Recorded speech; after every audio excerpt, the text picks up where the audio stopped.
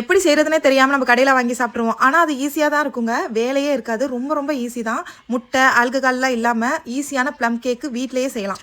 இந்த வாரம் ஃபுல்லாக கிறிஸ்மஸ் கேக் அண்ட் குக்கீஸ் தான் போட போகிறேன். உங்களுக்கு நீங்கள் ஈஸியாக செய்கிற மாதிரி போடுவீங்க. ஸோ சேனலை ஃபாலோ பண்ணிவிட்டு வீடியோ சேவ் பண்ணிவிட்டு ட்ரை பண்ணி பாருங்கள். இதோட மெஷர்மெண்ட் எல்லாமே ஃபஸ்ட்டு கமெண்ட்டில் பின் பண்ணுறேன், இல்லைன்னா டிஸ்கிரிப்ஷனில் கொடுக்குறேன். ஒரு ஆரஞ்சு பழ ஜூஸ் எடுத்து பிழிஞ்சு அது 1/4 கப் அளவு மட்டும் எடுத்துக்கோங்க. அதில் எல்லா நட்ஸுமே ஒரு 2 டேபிள் ஸ்பூன் மட்டும் போட்டு ஒரு 30 நிமிஷம் ஊற வச்சு எடுத்துக்கலாம். இல்லை உடனே செய்யணும் அப்படின்னா அடுப்பில் வச்சு ஒரு 2 நிமிஷம் அது பாயில் பண்ணிங்க அப்படின்னா ஊறிடும் ஈஸியாக. அடுத்து சர்க்கரை கேரமலைஸ் பண்ணிக்கலாம். அதில் கேரமலைஸ் பண்ண உடனே அடுப்பிலே வச்சு கொஞ்சம் 1/4 கப் அளவு தண்ணி ஊற்றி கிண்டிகிட்டே இருந்தோம்னா டிசால்வ் ஆகி வரும். சுகர் கேரமலைஸ் ரெடி ஆயிடுச்சு. அடுத்து ஒரு பவுலில் பால், எண்ணெய், வெனிலா எசன்ஸ் 3 போட்டு மிக்ஸ் பண்ணிவிட்டு இப்போ மைதா, பேக்கிங் பவுடர், பேக்கிங் சோடா இதெல்லாம் போட்டு ஜலிச்சு எடுத்துக்கோங்க.